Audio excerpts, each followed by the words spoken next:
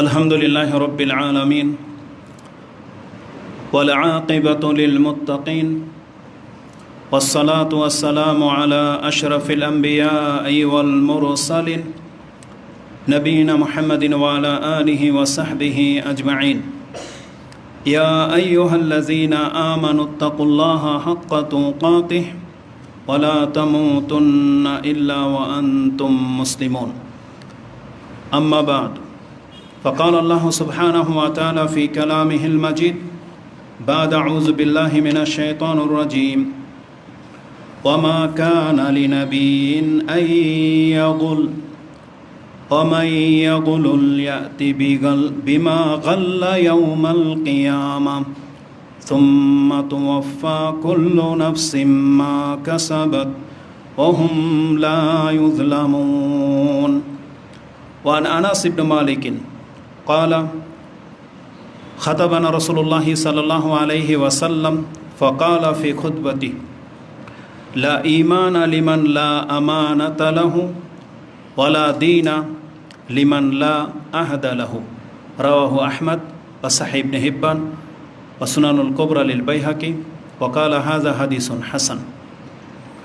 প্রশংসা মাত্র আল্লাহ সুবহানাহু ওয়া তাআলার, যিনি বিশ্ব জগতের একমাত্র মালিক, যিনি আমাদেরকে সৃষ্টি করেছেন এবং আমাদেরকে আদেশ করেছেন যেন আমরা ন্যায়ের উপরে প্রতিষ্ঠিত থাকি, আমরা যেন কারো উপরে জুলুম না করি এবং আমরা যেন অন্যকে ছোট না করি, এবং ইসলামের যে কোনো বিধিবিধান লঙ্ঘন করা থেকে তিনি আমাদেরকে সতর্ক সাবধান করেছেন। এবং যারা তার এই বিধিবিধানগুলো মেনে চলবে তাদের জন্য তিনি অজস্র কল্যাণ রেখেছেন, আজর ও সওয়াব রেখেছেন। তাই আমরা তার প্রশংসা করি, যিনি আমাদের জীবন, সম্পদ এবং সম্মানের দিকে খেয়াল রেখেছেন এবং ওইভাবে বিধান নাজিল করেছেন। তাই আমরা তার প্রশংসা করি, আমরা বলি আলহামদুলিল্লাহ। সালাতু ওয়াস সালাম প্রিয় নবী মুহাম্মদুর রাসূলুল্লাহ সাল্লাল্লাহু আলাইহি ওয়াসাল্লামের প্রতি, যার মাধ্যমে আমরা এই দিন পেয়েছি, যিনি প্রতিষ্ঠিত করে দেখিয়েছেন যে কিভাবে এই পৃথিবীতে সুশৃঙ্খল একটা সমাজ গড়া যায়, কিভাবে মানুষের জীবন এবং মর্যাদা এবং সম্পদকে সুরক্ষা করা যায়, কিভাবে দুনিয়াতে নিরাপত্তার সাথে থাকা যাবে আর কিভাবে পরকালেও নিরাপত্তা পাবেন, সেই পুরো বিষয়টাকে তিনি প্রতিষ্ঠিত করে দেখিয়েছেন এবং তার এই আদর্শের উপরেই আমাদেরকে ছাড়া হয়েছে। আমরা সেই রাসূলের প্রতি সালাত এবং সালাম পাঠ করি, যিনি কখনও কারোর সাথে গাদ্দারি করেননি, যিনি কখনও কারো আমানতকে নষ্ট করেননি। আমরা বলি আল্লাহুম্মা সাল্লি ওয়া সাল্লিম ওয়া বারিক আলা নবিয়িকা মুহাম্মদ। যেমনটা আপনারা জানেন যে চলমান খুতবার আমার মূল বিষয়বস্তু হলো কিয়ামত কতটা নিকটবর্তী চলে আসছে সেই লক্ষণগুলো নিয়ে আলোচনা করা। এক পর্যায়ে আমরা কয়েকটি খুতবা এই মর্মে আলোচনা করেছি যে কিয়ামতের আলামত খুব কাছাকাছি চলে আসছে, লক্ষণগুলো দেখে সেটা আমাদেরকে বুঝতে হবে। এই মর্মে বেশ কিছু আলোচনা হয়েছে। তার মধ্যে একটি আলামত হলো ফিতনা ছড়িয়ে পড়া এবং ফিতনা ব্যাপক হারে বেড়ে যাবে। এই ফিতনা মানে হচ্ছে বিপর্যয়, মানে মুসলিম জীবনে মুসলিমদের দিনের উপরে বা তার মুসলিমদের ব্যক্তিত্বের উপরে কী রকমের বিপর্যয়গুলো ঘটবে, এটা হচ্ছে ফিতনার আলোচনার মূল বিষয়। মুসলিমদের জীবনে যেই ধরনের ফিতনাগুলো আসবে এই ধরনগুলো নিয়েও বেশ কিছু আলোচনা হয়েছে। তার মধ্যে ছিল মুসলিমের দ্বারা ক্ষতিগ্রস্ত হবে, মানে মুসলিমরাই মুসলিমদেরকে হত্যা করবে এবং মুসলিমদের ধন সম্পত্তি মান সম্মানকে নষ্ট করবে, এটা একটা পর্ব গিয়েছে। মুসলিমদের ফিতনায় পড়ার আরেকটা বড় দিক হলো মুসলিমরা ইবাদত কমিয়ে দিবে, ইবাদত করবে না। যেই ইবাদত রাসূলুল্লাহ সাল্লাল্লাহু আলাইহি ওয়াসাল্লাম থেকে প্রমাণিত, সাহাবায়ে কেরামদের থেকে প্রমাণিত ফরজ এবং সুন্নাহ নফল, মুসলিমরা সেই ইবাদত থেকে অনেক কিছু ঘাটতি করে ফেলবে, ইবাদত ছেড়েই দিবে এক পর্যায়ে। এটা হচ্ছে মুসলিমদের দ্বিতীয় বড় ফিতনা। বরং মুসলিমদের এর থেকে বড় ফিতনা হলো অধিকাংশ মুসলিম দিন থেকে মুখ ফিরিয়ে নেবে এবং এক পর্যায়ে তারা ইহুদি নাসারাদের অনুকরণ করতে শুরু করবে। এটা কিয়ামতের খুব কাছাকাছি লক্ষণগুলোর মধ্য থেকে একটি। আর যেমনটা আপনারা দেখতে পাচ্ছেন, যদিও আমরা খুতবায় আসলে মসজিদ ভরে যায় মনে হচ্ছে, কিন্তু জেনে নেন এই গুটি কয়েকটাই মুসলিম হয়তো ইবাদতের উপরে টিকে আছেন। বাকি বাংলার জমিনে যেখানে 18 কোটি মানুষ বা তার কম বেশি হবে, সেই জায়গাগুলোতে যদি আমাদের এই সংখ্যাকে কম্পেয়ার করি তাহলে দেখা যাবে যে শতকরায় আমরা হয়তো 10 জন ইবাদত করতেছি এমন পাওয়া যাবে না। তো এতটা হ্রাস পেয়ে যাচ্ছে দিন দিন, এটা আরও মাত্রাতিরিক্ত যাবে। তো মুসলিমদের উপরে এই বিপর্যয়গুলো আসবে। এইভাবে বেশ কিছু লক্ষণ নিয়ে বা মুসলিমদের বিপর্যয় নিয়ে আলোচনা হয়েছে। আজকে আরেকটি দিক উল্লেখ করব, যেটা হচ্ছে মুসলিমদের অবক্ষয়ের অনেক বড় একটা দিক। মুসলিমদের এমন হওয়া উচিত ছিল না, কিন্তু মুসলিমরাই যখন এই মন্দ কাজে জড়িয়ে যাচ্ছে, তার মানে কিয়ামত হওয়ার আর বেশি দিন বাকি নেই। আর তা হলো আমানতের খেয়ানত করা। রাসূলুল্লাহ সাল্লাল্লাহু আলাইহি ওয়াসাল্লাম বলেছেন, আমানতের খেয়ানত করা, তারপরে ওয়াদা খেলাফি করা, এগুলো মুসলিমদের মাঝে যখন বেড়ে যাবে তখন আপনাকে বুঝতে হবে কিয়ামতের আর বেশি দিন বাকি নাই, কারণ এটা মুসলিমদের চরিত্রের খেলাফ। এই মর্মে অনেক কথাই আছে, সংক্ষিপ্ত পরিসরে যেটা আমি আপনার কাছে পেশ করব। আমানতের খেয়ানত করা এটা যে কিয়ামতের একটি আলামত, এই সম্পর্কে ইমাম বুখারী রাহিমাহুল্লাহ তিনি তার কিতাবুর রিকাক 81 নম্বর অধ্যায়ের আমানত খেয়ানত করা সম্পর্কে একটা পর্ব করেছেন। তাতে আপনি 6496 96 97 হাদিসগুলো পেয়ে যাবেন। আবু হুরায়রা রাদিয়াল্লাহু তাআলা আনহু তিনি বলেন, ক্বালা রাসূলুল্লাহ সাল্লাল্লাহু আলাইহি ওয়াসাল্লাম, ইযা দুইয়াতিল আমানাতু ফান্তাজিরিস সাআ, যখন তোমরা দেখতে পাবে আমানতের খেয়ানত করা হচ্ছে তখন তোমরা অপেক্ষা করো যে কিয়ামত বেশি দিন বাকি নেই। তার মানে এই হাদিস থেকে স্পষ্ট বোঝা যায় আমানতের খেয়ানতের মাত্রা যখন বেড়ে যাবে তখন বুঝতে হবে সেই যুগটা কিয়ামতের একেবারে কাছাকাছি সময়ে পৌঁছে গেছে। এই হাদিসে অনেক কথা থাকবে, মানে কিভাবে আমানতের খেয়ানত করা হবে রাসূল সাল্লাল্লাহু আলাইহি ওয়াসাল্লাম ইঙ্গিত করেছেন সেটা একটু পরেই আসবে। শুধু আমি এখানে এই লাইনটা শুধু আপনার কাছে পেশ করেছি প্রমাণ করার জন্য যে রাসূল বলেছেন, ইজা দুইয়াতিল আমানা, যখন আমানতকে নষ্ট করা হবে তখন জেনে নিও যে কিয়ামত খুব কাছে চলে আসছে। এখন আমি আমার লাইফে ব্যক্তিগত বলতেছি, এমন বহু মানুষকে বলতে পারবো, আমি যদিও আজকে নাম নেব না, কিন্তু বলতে পারবো যাদের আমি 100 জনের সাথে লেনদেন করেছি তাদের মধ্যে 90 জনকে আমি ভালো পাইনি। এটা আমি আমার জায়গা থেকে বলবো। এখন আপনারা যদি বিশ্বস্ততার লোক বেশি পেয়ে থাকেন তাহলে মনে করবেন যে কিয়ামত এখনও বহু দূরে, কিন্তু বাস্তবিক অর্থে আপনাদের প্রত্যেকেই সাক্ষী যে আমাদের সাথে কি ঘটতেছে, কোথায় কিভাবে কে খেয়ানত করে, এদের সংখ্যা কম না বেশি, তখন আপনি ওটা দিয়ে মাপতে পারবেন যে কিয়ামত কতটা দূরে আছে। তো ইনশাল্লাহ তারপরও কিছু বলব। তো আমানতের খেয়ানত করা কিয়ামতের লক্ষণের মধ্যে একটি। এটা কত মাত্রায় হবে এটা বোঝার জন্য হুযায়ফা রাদিয়াল্লাহু তাআলা আনহুর একটা হাদিস আমি আপনার কাছে পেশ করি তার জীবন থেকে। ওই হাদিসটা যেহেতু আজ থেকে 1400 বছর আগের, তাহলে এই 1400 বছরের মাঝে মানুষের কতটা অধপতন হয়েছে আর কতটা অধপতন হতে পারে সেটা আপনি হাদিস থেকে কম্পেয়ার করতে পারবেন। হুযায়ফা রাদিয়াল্লাহু তাআলা আনহু থেকে একটি হাদিস যেটা আমি আপনার কাছে পেশ করব, এটাও ইমাম বুখারী কোট করেছেন। ওটা ছিল 6496, এটা হচ্ছে 6497। পর্ব হচ্ছে রাফিল আমানা, আমানতকে উঠিয়ে নেওয়া হবে। তার মানে বোঝা যাচ্ছে যে আমানতদারিতাও এটা আল্লাহর পক্ষ থেকে নাজিল করা হয়েছিল মুসলিমদের উপরে। যেভাবে কোরআন হাদিস নাজিল হয়েছে, ঠিক আমানতদারিতাও এটা আল্লাহর পক্ষ থেকেই আমাদেরকে দেওয়া হয়েছে আমাদের অন্তরে। বরং এই হাদিসের মধ্যে একটা সূক্ষ্ম কথা আছে, সেটা হচ্ছে এই, হুযায়ফা রাদিয়াল্লাহু তাআলা তিনি বলেন, কালা হাদাসানা রাসূলুল্লাহ সাল্লাল্লাহু আলাইহি ওয়াসাল্লাম হাদিসাইনি, রাসূল আমার কাছে 2টা হাদিস এই মর্মে পেশ করেছেন, বা 2টা হাদিস একটা সময় তিনি আলোচনা করেছেন। রাআইতু আহাদুহুমা ওয়া আনা আনতাজিরুল আখার, আমি একটা তো ইতিমধ্যে দেখে নিয়েছি, আমার জীবনে ঘটে গেছে, আরেকটা ঘটার অপেক্ষা আমি করতেছি। তার মানে রাসূল সাল্লাল্লাহু আলাইহি ওয়াসাল্লামের ভবিষ্যৎবাণী তো মিথ্যা হবে না, তবে এটা আমি একটা দেখে ফেলেছি, আরেকটা দেখার বাকি। সেটা কি তিনি বলছেন, হাদাসানা, রাসূল সাল্লাল্লাহু আলাইহি ওয়াসাল্লাম আমাদেরকে হাদিস শুনিয়েছেন যে আন্নাল আমানাতা নাজালাত ফি জাজরি ও ফি রিওয়ায়াতিন জিজরি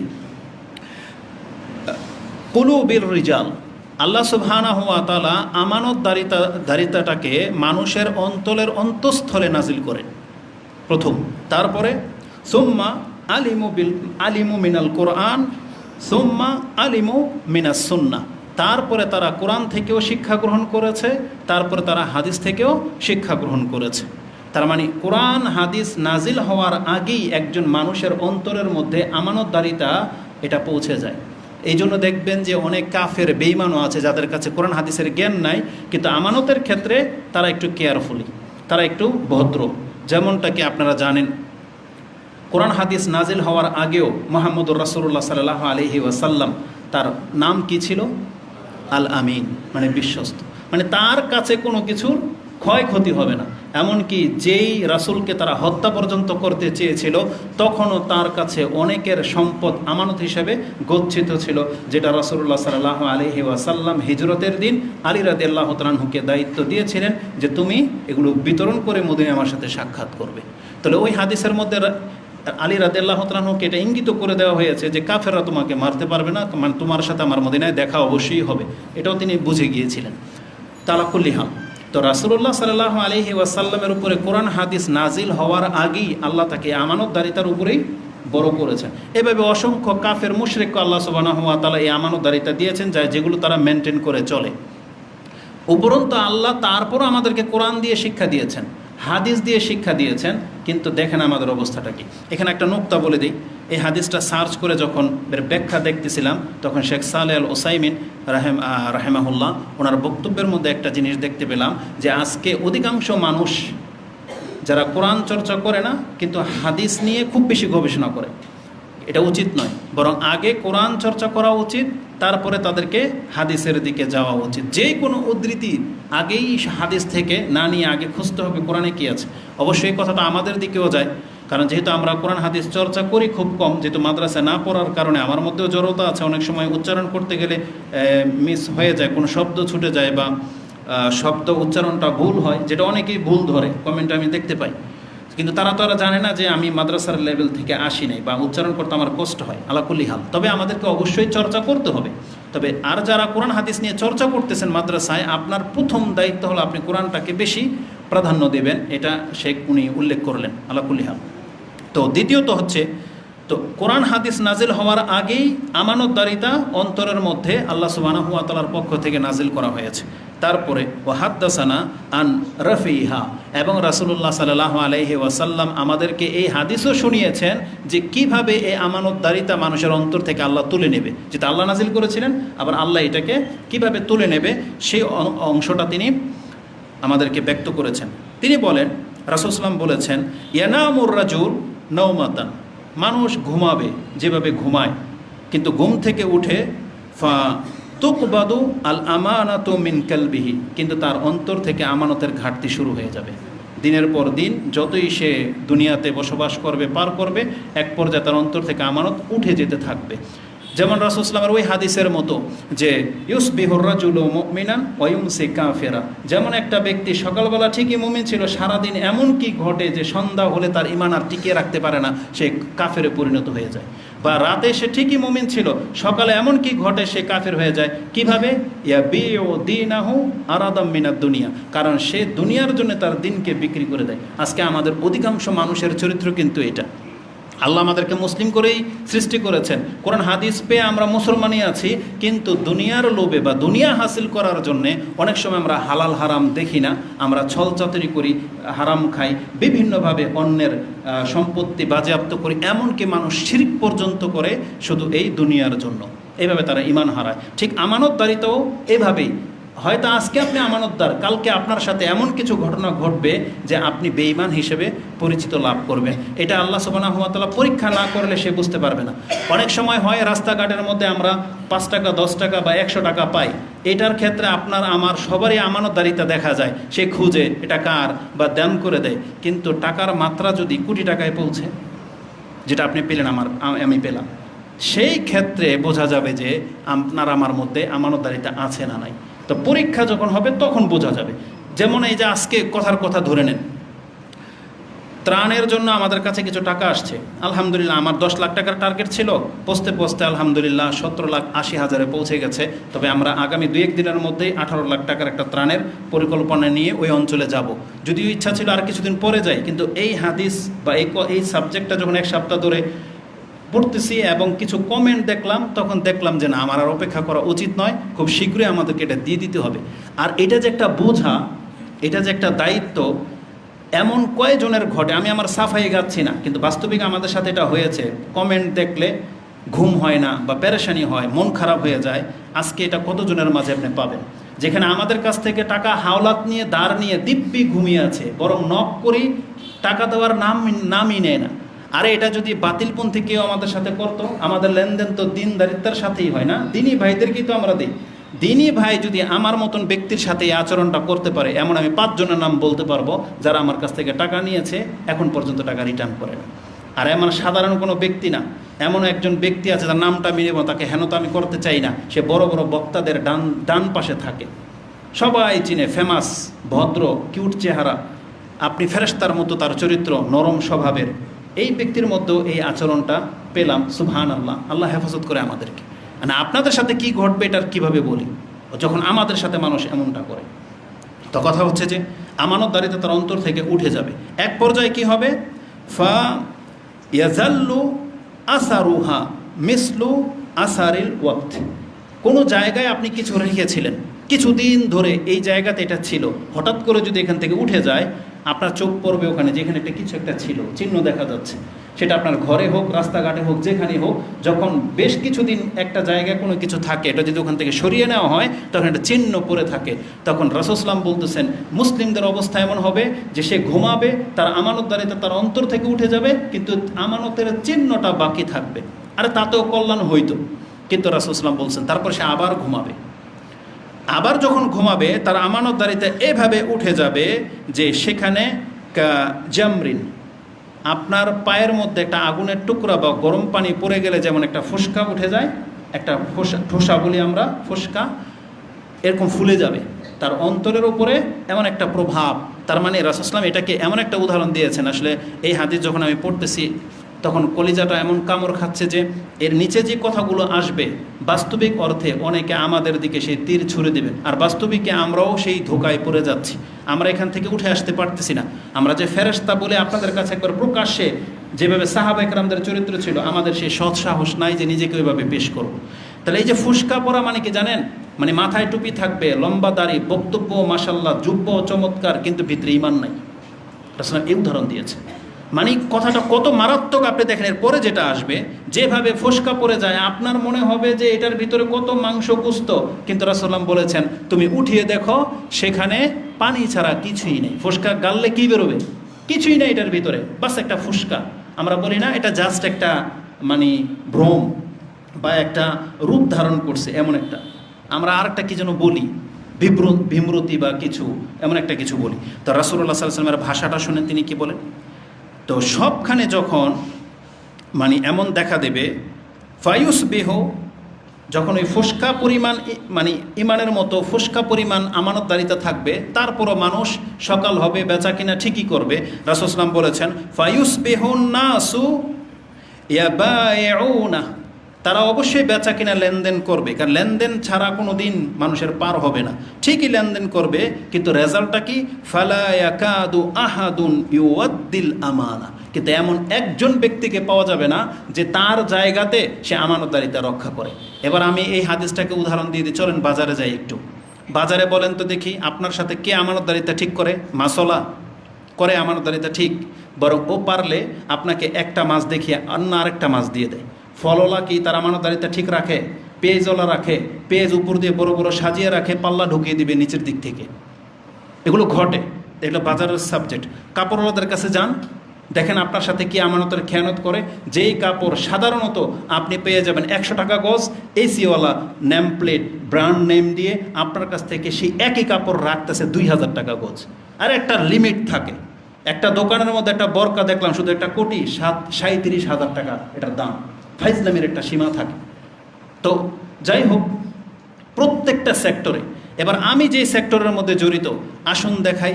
আমি তো জানেন যে একটা প্রজেক্ট করতেছি দাসেরগাঁওয়ের জায়গার মধ্যে, আমি ওখানে বেশ কিছু জায়গা কেনার জন্য মানে মাঠে নেমেছি, যে আমাদের 1000% জায়গা দরকার। এই কথাটা যখন ওই অঞ্চলের মানুষ জেনেছে, আমরা সাধারণ মানুষ সাধারণভাবে তাদের কাছে কথাগুলোকে কিছু দিন মানে কিছু ব্যক্তিত্ব আছে যাদেরকে বিশ্বাস করেছি, তাদের কাছে কথাটা বলেছিলাম যে আমি এটা করতে চাই। এই প্ল্যানটা জেনে নেওয়ার পর তারা তাদের স্বার্থের জন্য গিয়ে মালিক পক্ষকে বলে যে এই একে কম দামে জায়গা দিয়েন না, বা অপেক্ষা করেন, এ বেশি দাম দিয়ে আপনার কাছ থেকে নেবে, গিয়ে ক্লিক করে, বুঝেন, সামান্য কিছু টাকার জন্য। এতটা একটা মানে বিপর্যয়ের মধ্যে পড়ে গেছি।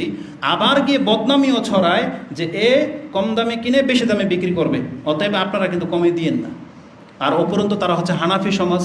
আর যখন এটা পুরোপুরি জানবে যেটা আহলে হাদিস একটা সমাজ হতে যাচ্ছে, সেখানে কত বড় একটা মানে ইয়ের মধ্যে পড়ে যাবো আপনি বোঝেন।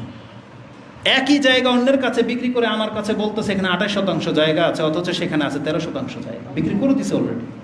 তারপরে আরও কিছু ঘটনা, 70 লাখ টাকা দিয়েছি, বলতেছে যে আরেকজন আমার কাছ থেকে বায়না করে আরেকজনের কাছে সে জমি আরেকটু বেশি দাম পেয়েছে বিদায় ওখান থেকে বিক্রি করে দিচ্ছে। তো এই ওয়াদার এটার মানিটা কী হলো?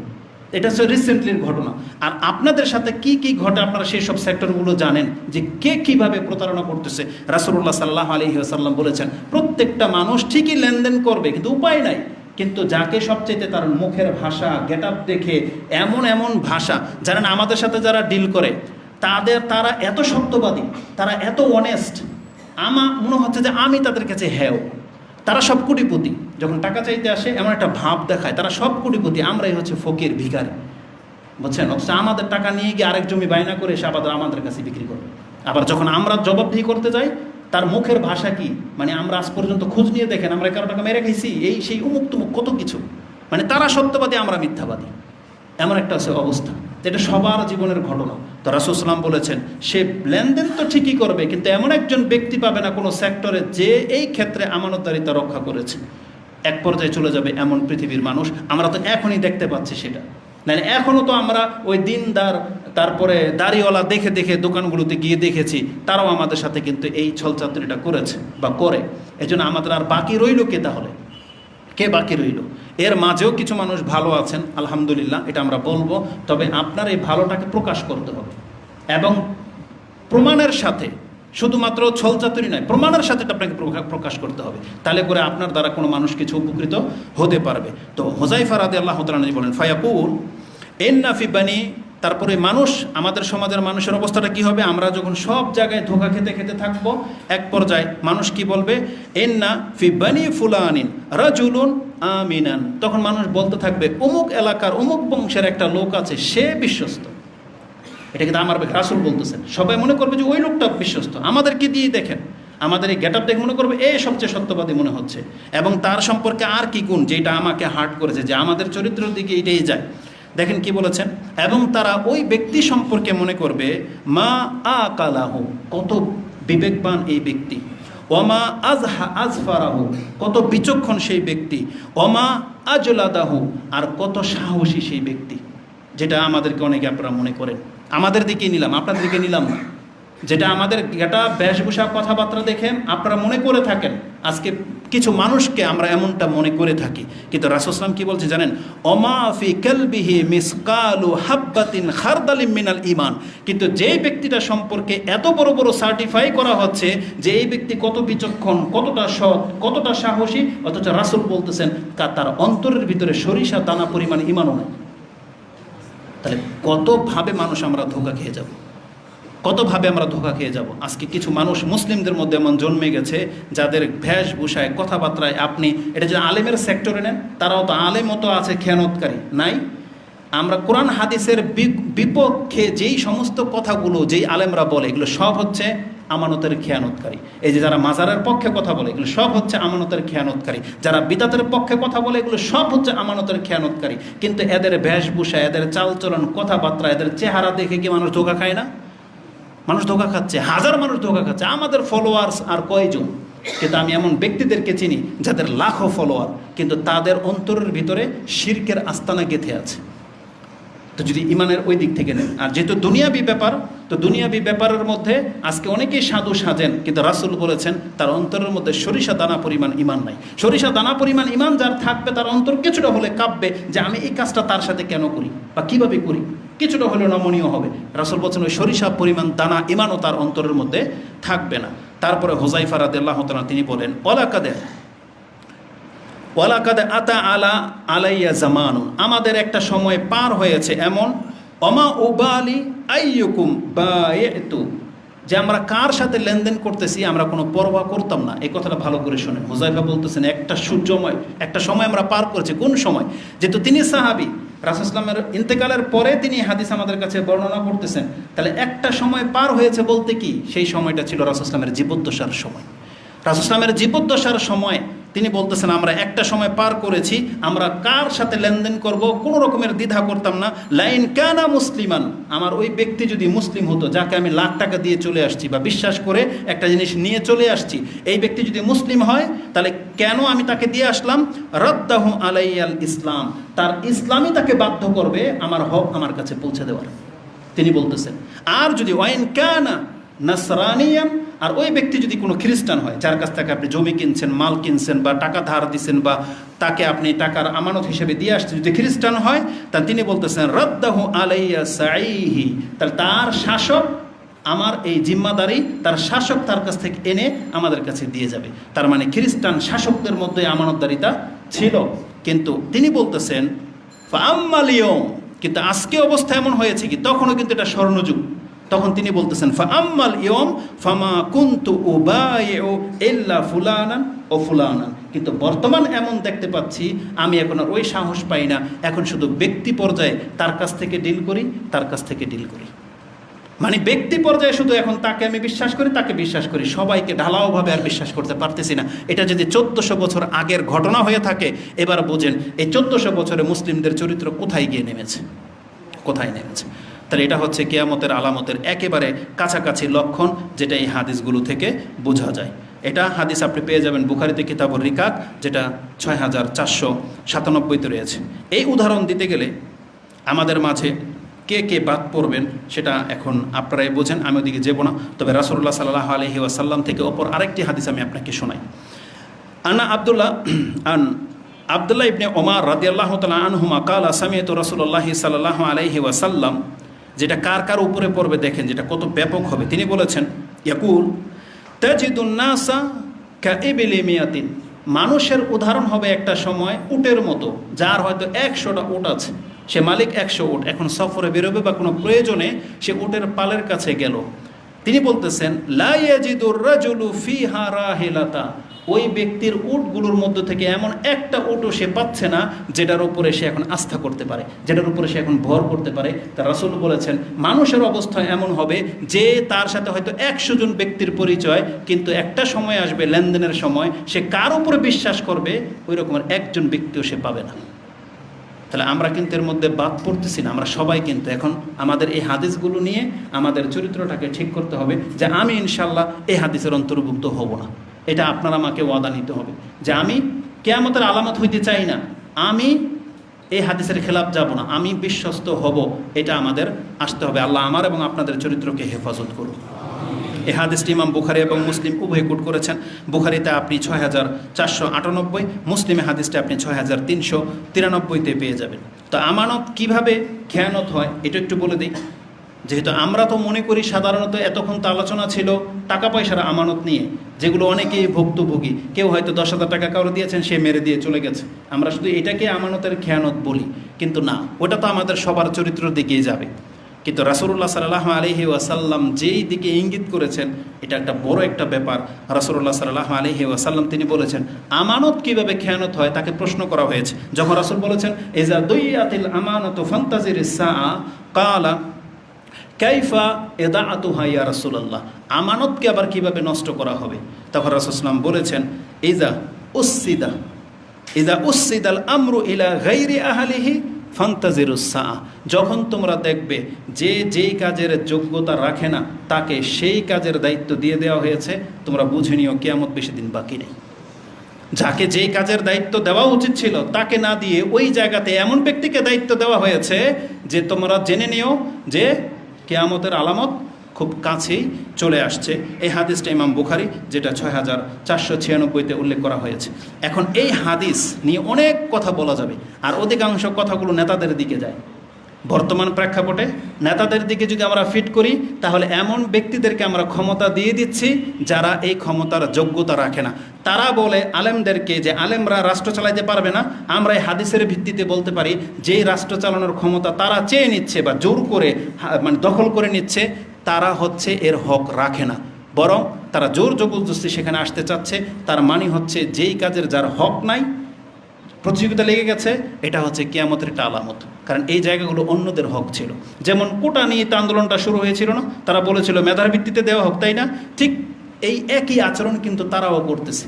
তারা কোটা নিয়ে আন্দোলন করে একটা সমতা আনতে চেয়েছিল, তাহলে রাষ্ট্রের নায়ক কে হবে এই ক্ষেত্রে কিন্তু তারা আবার সেই নীতির উপরে নাই। তাদের উচিত ছিল এটা বিজ্ঞ আলেমদেরকে দিয়ে দেওয়া, কিন্তু তা কিন্তু দিচ্ছে না, কারণ তারা আলেমদেরকে চার মূল্যায়নই করে না, কিছুই মূল্যায়ন করে না।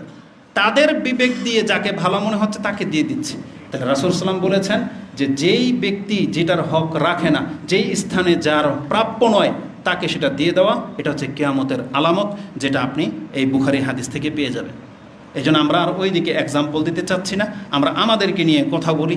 এই জন্য আমরাও কিন্তু অনেক সময় এমনটা করি, এমন এমন ব্যক্তিদেরকে এমন এমন দায়িত্ব দিয়ে দিই যেটা তার যোগ্যতার মধ্যে পড়ে না।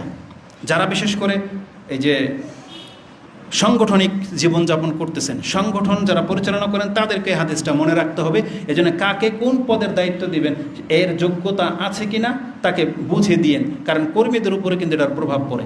গত একটা আলোচনার মধ্যে বাংলাদেশ জমিয়ত আহলে হাদিসের একটা বড় সেমিনারের মধ্যে যেমন কর্মীদেরকে বলেছিলাম, দায়িত্ব যাকেই দেওয়া হোক না কেন আপনি তার আনুগত্য করতে বাধ্য, মুনাফিকি করেন না, এটা কর্মীদেরকে বলেছিলাম। তো আজকে হাদিসের ভিত্তিতে ওই নেতাদেরকে বলবো, এমন কাউকে দায়িত্ব দিয়েন কর্মীদের যাতে যার আনুগত্য করতে কোনো রকমের দ্বিধা না থাকে, বাস্তবিক যেন যোগ্যতার ভিত্তিতে তাকে দেওয়া হয়, তাহলে ইনশাআল্লাহুল আজিজ সংগঠন শক্তিশালী হবে।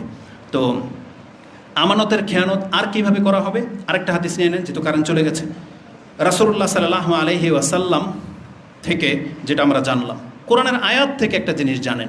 কোরআনে আল্লাহ সুবহানাহু ওয়া তাআলা সূরা আহজাব ৭২ নম্বর আয়াতে বলেছেন, ইন্না আরাদনাল আমানাতা আলাস সামাওয়াতি ওয়াল আরদ। একটা আয়াতের মধ্যে আল্লাহ বলেছেন, নিশ্চয়ই আমি এই আমানতকে আকাশ এবং জমির উপরে দিয়েছিলাম, ওয়াল জিবাল, পাহাড়ের উপরে দিয়েছিলাম, ফাবাইনা আইয়াহমিলনাহা, তারা অস্বীকার করেছিল, অপারগতা স্বীকার করেছিল যে আমরা এটা বহন করতে পারবো না। এই যে আমানতের কথা এখানে বলা হয়েছে, কি সেই আমানত?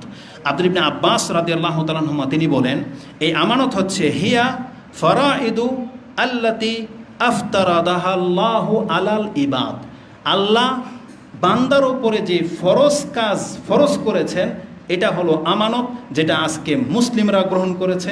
এবার আপনি বলেন তো দেখি, আল্লাহর ইসলামের মধ্যে যতগুলো ফরজ কাজ আছে আমি আর আপনি কতটা লঙ্ঘন করি আর কতটা পালন করি? আমরা যতজন ব্যক্তি, সেটা পুরুষ হোক অথবা মহিলা হোক, যতগুলো ফরজ কাজ তরক করতেছি, আপনি হলেন ততটা আমানতের খেয়ানতকারী, ততটা। শুধু নেতাদের কথা বললেই ওদিকে তো আপনি বলবেন যে বা ভালোই বক্তব্য, কিন্তু এখন নিজের দিকে যাবে, নিজেদের দিকে যাবে। আসুন আরেকটা রিওয়ায়াত বলি। হাসান আল বসরি তিনি কি বলতেন, ও হাজা আবলুগু, আমাদের কাছে এটা পৌঁছেছে যে আন্নাল আমানা হিয়া, আমানত হলো আদ-দ্বীন, এই যে আমাদের যে ধর্ম দিন, এটাই হলো আমানত, এটাই হলো আমানত, আমাদের দিন হলো আমাদের আমানত। ফাদ্দীন কুল্লুহু আমানাতুন, দিনের প্রত্যেকটা বিষয় হচ্ছে আমানত। এটা হাসান আল বসরি বলেছেন। আমি আর ব্যাখ্যা টানবো না। এখন আপনাদেরকে বলি, বলেন তো দেখি, তাহলে আমাদের দিনের মধ্যে ফরজ কি? শিরিক না করা, ৫ ওয়াক্ত সালাত আদায় করা, টাকা থাকলে হজ করা, রমজান মাসের সিয়াম রাখা, টাকটার উপরে প্যান্ট পরা, দাড়ি রাখা, মহিলাদের পর্দা করা, এগুলো কি? আমানত। এগুলো দিন মানে আমানত। আল্লাহ আপনার কাছে আমানত সঁপে দিয়েছেন, আপনি গ্রহণও করেছেন। ও হামালাহাল ইনসান, আল্লাহ নিজে বলেছেন, ও হামালাহাল ইনসান, মানুষ এটাকে গ্রহণ করেছে। কিন্তু আপনি কি করেছেন গ্রহণ করে? যেমন কোরআনের আয়াতে কি আছে সূরা ফুরকানে, যে ওয়াকালার রাসূলু ইয়া রাব্বি ইন্না কওমি ইত্তাখাযু হাযাল কুরআনা মাহজুরা, আমার এই কওম এই কোরআনটাকে গ্রহণ করেছে, কিন্তু কি হিসেবে? মাহজুরা, পরিত্যক্ত হিসেবে। তাহলে আমরা গ্রহণ তো করেছি দিন, যেটা আমাদের ধর্ম ইসলাম, কিন্তু অধিকাংশ আমরা পুরুষ এবং মহিলারা এই দিন কিন্তু আমরা পালন করি না। যতগুলো মহিলা বেপরদায় ঘোরেন তারা আল্লাহর এই আমানতকে খেয়ানতকারী। যতগুলো মহিলা আছে, যতগুলো পুরুষ মহিলা আছেন যারা ৫ ওয়াক্ত সালাত আদায় করেন না, তারা প্রত্যেকে হচ্ছে আমানতের খেয়ানতকারী। আমানত শুধু একজনের টাকা পয়সা মানে খেয়ানত করলেই আমানত নষ্ট হয় না, বরং ইবাদতের ক্ষেত্রে আপনি আমানতকে খেয়ানতকারী। তারপরে কথার ক্ষেত্রে আমানতের খেয়ানত হয়। তা কাউকে যদি একটা কথা বলে দেওয়া হয়, এটাকে আমানত স্বরূপ, কিন্তু সেই কথাগুলো আবার অন্যকে বলে দেওয়া, এটা যেমন আমানতের খেয়ানত। এইভাবে অনেকগুলো দিক আছে যেইভাবে আমানতের খেয়ানত হয় বা নষ্ট করা হয়। এটার পাপ কি, যেতে কথাগুলো বলাটা অত্যন্ত জরুরি। এটার পাপের মাত্রাটা কি, বরং আল্লাহ আমাদেরকে কি বলেছেন, যেটা আমি সর্বশেষ আয়াত বলে দিয়ে শেষ করে দিই। সূরা নিসার ৪ নম্বর সূরার 58 নম্বর আয়াতে আল্লাহ সুবহানাহু ওয়া তাআলা আমাদেরকে কি আদেশ করেছিলেন? আল্লাহ বলেছিলেন, ইন্নাল্লাহা ইয়ামুরুকুম আন তুওয়াদ্দুল আমানাতি ইলা আহলিহা। আল্লাহ বলেছেন, হে ইমানদাররা, মুসলিমদেরকে আল্লাহ আদেশ করেছেন যে তোমরা তোমাদের আমানত যার প্রাপ্য তাকে তা দিয়ে দাও। তার মানে যার হক সেটাকে আমাদেরকে দিতে বলেছেন। কিন্তু আমি আর আপনি আল্লাহ সুবহানাহু ওয়া তাআলার এই আয়াতকে লঙ্ঘন করতেছি। অতএব আমাদেরকে এই আমানতদারিতা রক্ষা করে চলতে হবে। এই সম্পর্কে অনেকগুলো হাদিস আছে। সবচেয়ে কঠিন হাদিস যেটা, সেটাই বলে আরও 3টা হাদিস ছেড়ে দিলাম। রাসূলুল্লাহ সাল্লাল্লাহু আলাইহি ওয়াসাল্লাম এক খুতবাতে বলেছেন, আনাস রাদিয়াল্লাহু তাআলা তিনি বলেন যে রাসূল বলেছেন, লা ঈমানান লিমান লা আমানাতা লাহু। তার ঈমান নাই যার আমানতদারিতা নাই। ওয়ালা দীনা লিমান লা আহদা লাহু। যে মানুষের সাথে ওয়াদা করে ওয়াদার খেলাফ করে তার কোনো ধর্ম নাই। তার মানে তার ঈমানও নাই, ইসলামও নাই। তাহলে ঈমান এবং ইসলাম বাদ পড়ে যায় কিভাবে? যদি আপনি আমানতদারিতার খেয়ানত করেন, তার মানে বোঝা যাচ্ছে যে আল্লাহর প্রতি আপনার ঈমান নাই। পরকালে যে আপনাকে উঠতে হবে, জবাবদিহিতা আছে, এটার প্রতি ঈমান নাই। আর আপনি ওয়াদা করে যখন খেলাফ করলেন, তার মানে বোঝা যাচ্ছে যে আপনার কোনো ধর্মও নাই। তার মানে আপনি নিজেকে মুসলিম হিসেবে পরিচয় দিতে পারবেন না। কারণ মুসলিমদের কাজ ধোঁকা দেওয়া নয়, মুসলিমদের কাজ ওয়াদা খেলাফি করা নয়। এই হাদিসগুলো আপনি জেনে নেন, যেটা মুসনাদে আহমদে আপনি 12,000 মুসনাদে আহমদে আছে 12,383, সহিহ ইবনে হিব্বানে আছে 194, মিশকাতে আপনি হাদিসটি 35-এ পেয়ে যাবেন, এবং তারগিব আর তারহিবের মধ্যে 4,448 রয়েছে। সুনানুল কুবরা লিল বাইহাকিতে 18,851 রয়েছে, এবং এই হাদিসের মানকে হাসান বলা হয়েছে। তো এটা ছিল আজকের খুতবার মূল বিষয়, যে আমানতদারিতা নষ্ট করা হচ্ছে কিয়ামতের একটা লক্ষণ। আর আমানতদারিতা যারা নষ্ট করবে তারা কিন্তু খুব মারাত্মকভাবে ধরা খেয়ে যাবে। আসলে কথা অনেকগুলো থেকে যাচ্ছে, মনে হচ্ছে যে আরও কিছু বলি, কিন্তু এটা বেশি গুরুত্বপূর্ণ। একটা বাংলায় বলে দিই, এটা লম্বা হাদিস। রাসূল বলেছেন, জিসরে জাহান্নাম, জাহান্নামের উপরে যে পুল রাখা হবে আপনারা জানেন, সেখানে কাঁটা থাকবে, হুক থাকবে, বড় বড় শলাকা থাকবে, আগুনের গোলা থাকবে, চাবুক থাকবে। রাসূল বলছে, তুমি কি জানো যে হুক, ওই চাবুকগুলো কি? জাহান্নামের ওই পুরের উপরে এক পাশে থাকবে সিলাতুল আরহাম, রক্তের সম্পর্ক, আরেক পাশে থাকবে আমানত। যারা রক্তের সম্পর্ক নষ্ট করেছে ওই হুক তাকে টেনে জাহান্নামে ফেলে দেবে, আর যারা আমানত নষ্ট করেছে পুল দিয়ে পার হওয়ার সময় এই আমানত তাকে টেনে জাহান্নামে ফেলে দেবে। এটা মুসলিমে বুখারীতে রয়েছে।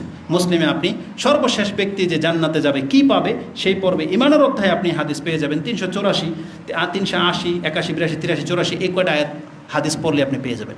তো আজকের খুতবার এটাই ছিল মূল বিষয়। আকুলু লিকাউলি হাযা আস্তাগফিরুল্লাহ লি ওয়া লাকুম ওয়া লিসাইরিল মুসলিমিন ফাস্তাগফিরু ইন্নাহু হুয়াল গফুরুর রহিম।